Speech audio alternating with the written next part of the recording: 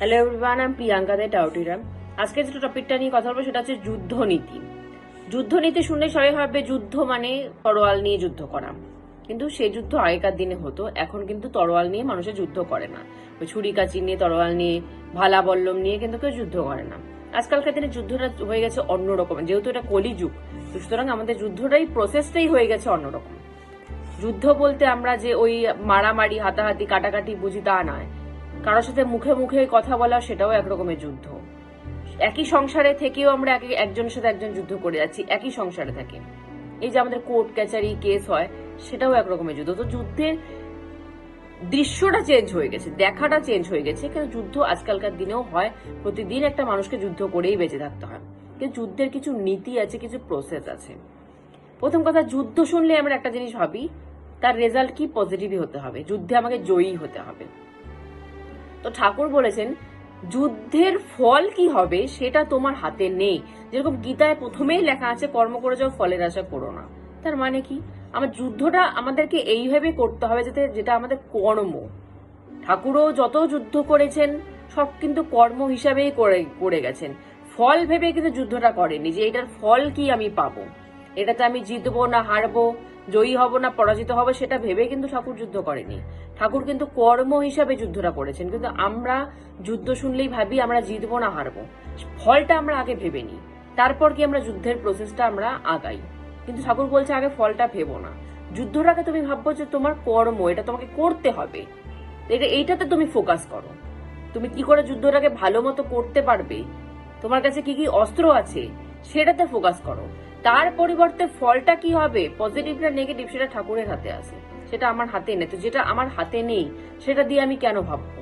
যেটা আমার হাতে আছে, ঠাকুর সবসময় বলেছেন যেটা তোমার হাতে নেই সেটা নিয়ে তুমি ভেবো না, যেটা তোমার হাতে আছে সেটাকে তুমি ভালো মতো করো।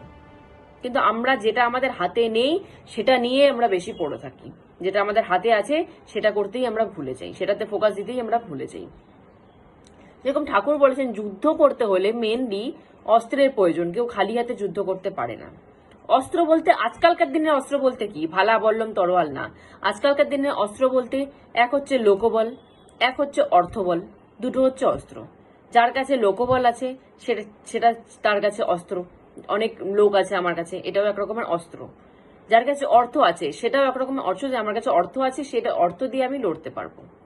যেরকম কোর্টে যদি কোনো কেস ওঠে, লোকেরও দরকার হয়, সাক্ষীরও দরকার হয়, আবার কিন্তু অর্থেরও দরকার হয়। অর্থ না দিলে, উকিলকে পয়সা না দিলে কিন্তু সে কিন্তু যুদ্ধটা লড়বে না।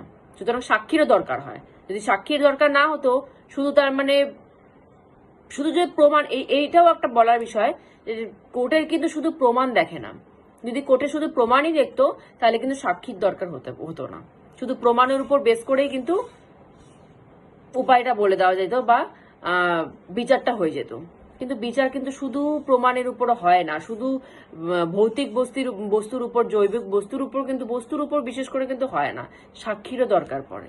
তার মানে কি আমাদের অর্থবলও দরকার, আমাদের লোকবলও দরকার। তো এই অর্থবল আর লোকবল, এই দুটোই কিন্তু অস্ত্রের মধ্যে পড়ে এখনকার দিনে। তারপরে আসে মেন্টাল পরিস্থিতি অ্যান্ড ফিজিক্যাল পরিস্থিতি। আমার মেন্টাল কন্ডিশন যদি শক্ত না হয় তাহলে আমি কারোর সাথে লড়তে পারবো না। আমার ফিজিক্যাল কন্ডিশন যদি শক্ত না হয় তাহলে আমি অপোজিট মানুষের সাথে লড়তে পারবো না। তো এইগুলো সবগুলোই অস্ত্রের মধ্যে পড়ে। তো এই অস্ত্র যদি তোমার কাছে ঠিক থাকে তাহলেই তুমি যুদ্ধে নামো, না হলে তুমি যুদ্ধে নেমো না। প্রথম কথা, ঠাকুর এইভাবে যুদ্ধনীতি শিখিয়ে গেছে, যদি তোমার কাছে এই সব জিনিস ঠিক থাকে তাহলেই তুমি যুদ্ধে নামো। আর যদি তোমার কাছে এইসব জিনিস না থাকে তাহলে তুমি অপোজিটে যেই দাঁড়িয়ে আছে তার সাথে অ্যাডজাস্টমেন্ট করো। ঠাকুর কিন্তু দুটো জিনিস শিখিয়ে গেছে। প্রথম হচ্ছে অ্যাডজাস্টমেন্ট, যুদ্ধ। ঠাকুর কিন্তু কোনোভাবেই প্রথমে যুদ্ধ করতে যাননি কোথাও না। রামায়ণে যদি আমরা দেখি তাহলে কিন্তু ঠাকুর কিন্তু আগে হনুমানজিকে পাঠিয়েছিল রাবণের কাছে, তার সাথে পরামর্শ করে তাকে জিনিসটাকে মেটানোর জন্য, যে যাতে যুদ্ধটা না হয়। ঠাকুর কিন্তু সেটাই আগে চেষ্টা করেছেন, যুদ্ধ আগে না হয়, আগে কথাবার্তা বলে যদি জিনিসটাকে মেটানো যায়। যখন ঠাকুর দেখলেন যে না, হনুমানজিকে পাঠানোর পরও রাবণ মানছে না, তারপরে কিন্তু রামায়ণের যুদ্ধ হয়েছিল। মহাভারতের যুদ্ধও কিন্তু সেম ব্যাপার।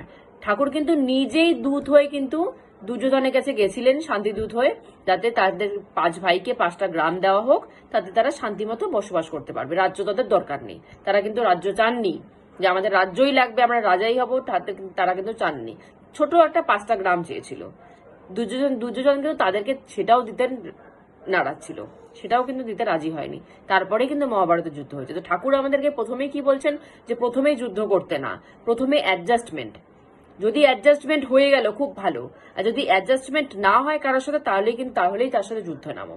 কিন্তু যুদ্ধে নামারও একটা ব্যাপার আছে। তোমার কাছে যদি এই যেগুলো আমি বললাম, অর্থবল, লোক বল, finance condition, mental condition, physical condition, এগুলো যদি ঠিক থাকে তাহলেই তুমি যুদ্ধে নামো। যদি তোমার এগুলো না থাকে তাহলে তুমি তোমার যতই মন খারাপ হোক না কেন, তোমাকে অপোজিটের শত্রুর সাথে বা অপোজিটের মানুষের সাথে তোমাকে অ্যাডজাস্টমেন্টেই আসতে হবে, উপায় নেই। কারণ তোমার কাছে যুদ্ধ করতে হলে তো কেউ খালি হাতে যুদ্ধ করতে পারে না। আমার এত অস্ত্রই নিয়ে আমি কি করে যুদ্ধ করব? যদি অস্ত্র থাকে তাহলেই যুদ্ধ নাম, যদি অস্ত্র না থাকে তাহলে তোমার মন সায়দিক বা নায়দিক তোমার সাথে অপোজিটের মানুষের সাথে তোমাকে অ্যাডজাস্টমেন্ট করতেই হবে। তো এটা উপায় নেই, কোনো সবকিছুর উপায় আছে। ঠাকুর কিন্তু যুদ্ধনীতি এইভাবে বলেছেন। আর কর্মের উপর আর ফলের উপর ঠাকুর বলেছেন যে ঠাকুর যখন রামায়ণে যুদ্ধ করেছিলেন, যুদ্ধ করার পরে মা সীতাকে কিন্তু তিনি তার সাথে ঘরে নিয়ে যেতে পারেনি, কিন্তু মাকে কিন্তু তাকে বনবাসে রেখেই যেতে হয়েছে। যদি তিনি তো এই জিনিসটাকে জানতেন যে তিনি মাকে নিয়ে যেতে পারবেন না, তাকে মাকে বনে রেখে যেতে হবে। তিনি তো ঠাকুর, পুরুষোত্তম তো তিনি তো জানতেন। তাহলে তিনি যুদ্ধটা কেন করলেন? তাহলে তো যুদ্ধটা বন্ধই করে দিতে পারেন, যে আমি যদি তাকে নিয়ে যেতে নাই পারি, তাকে যদি আমার বনে রেখে যেতে হয়, তাহলে আমি তার জন্য লড়বো কেন? কিন্তু ঠাকুর কিন্তু তা মনে করে। ঠাকুর ভেবেছেন যে এটা আমার কর্ম, আমাকে করতে হবে।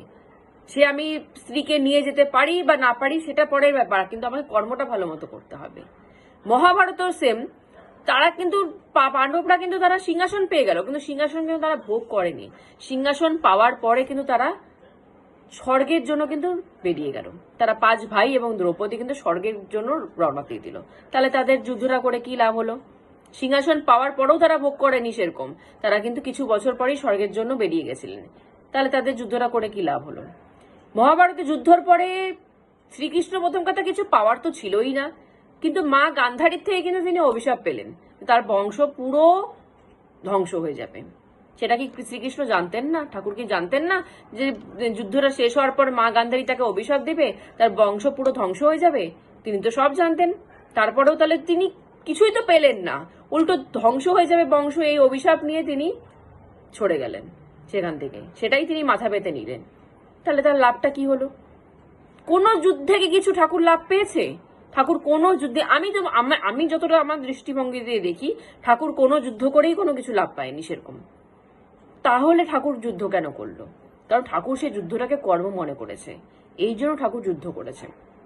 ঠাকুর যদি ওই লাভের আশায় বসে থাকতো, কি পাবো আমি সেই আশায় বসে থাকতো, তাহলে ঠাকুরই যুদ্ধ করতো না।